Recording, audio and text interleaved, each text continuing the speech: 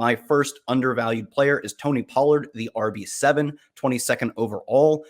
I just don't get the only thing I believe people are afraid of to not take him at the 1-2 turn is the return of Zeke, which it's possible. Like Jerry Jones has alluded to this. I mean, he's not going to be expensive because there's clearly not much of a market for him.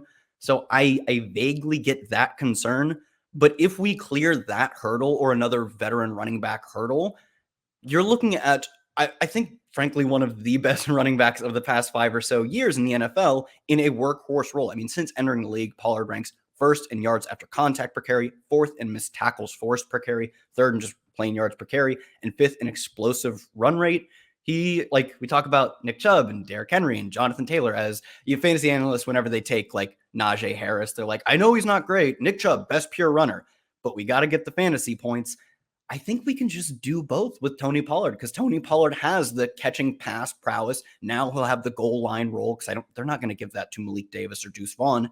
And he has the contention for best pure runner. You can have your cake and eat it too with Tony Pollard. Please don't tell me this is the one you disagree on. How do we feel about this one?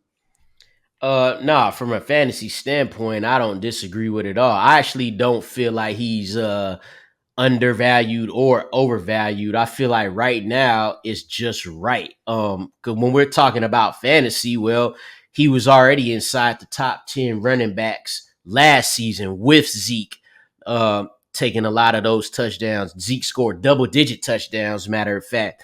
And I think it's like you said, the main thing we're waiting on, and he'll be one of the biggest movers as far as the ADP go, just based on whether or not Zeke returns. It would be really hard for me to believe that they will go another route as far as veterans, like going Fournette or Kareem Hunt. So if it's Zeke, you're losing possibly 8 to 10 touchdowns. So, other than that, man, if it's as is, I mean, yeah, you can't say he doesn't have a top 5 upside as a fantasy running back, because who else they gonna get a ball to? Like, Deuce Vaughn can work his way in there to give him a breather. I love him as a player, as a football player, but Tony Pollard will be that guy. The question will be, do they want him touching the ball 20 plus times? He's been mostly efficient up until this point in his career. So it's hey, Zeke, we waiting on you, dog.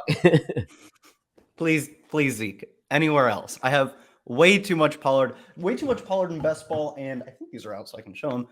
Cover boy, we need this. Pollard, not only me. Well, last year the cover guy on our draft guide was Jalen Hurts, and he went off. So if that's any indication, then it might just be Tony Pollard's season.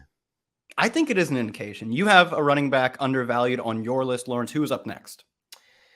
Yeah, so that's gonna be Aaron Jones for me, man. I think he's seems to be a forgotten man, mainly because his buddy Aaron, came over here to New Jersey to join the Jets. But when I look at this, and I'm also not counting the Packers out of that division, that's just a side note. I think that division's wide open, mainly because you got Jordan Love there, right? When I saw Jordan Love play, he didn't play scared. Now, but on the other hand, you have this offense with a new young quarterback in here. Who's this offense going to depend on?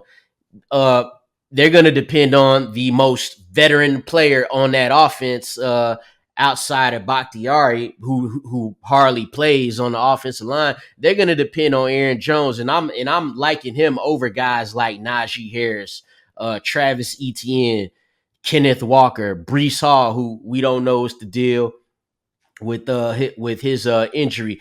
I'd even look at him, taking him over a guy like Joe Mixon. He's coming off a year where he had a career best 1,121 rushing yards on the ground, like literally a career best year he just had in a year where the Packers weren't good, coming off a season where he caught 59 passes. Like, that's plenty good. Like, we'll take that. There was literally 8 running backs rather, that scored more fantasy points than Aaron Jones last season, but he's going as the RB17 right now. So I'm liking him more around that flirting with that RB1 range because why? He was running back 12 on a points per game basis last year. So if I could, if I could get him, I feel like I'm getting like kind of a steal, especially him going running back 17. And I think it's because Aaron Rodgers isn't there no more. I think it's like Tony Pollard is where he is because we don't know what Zeke is going to do.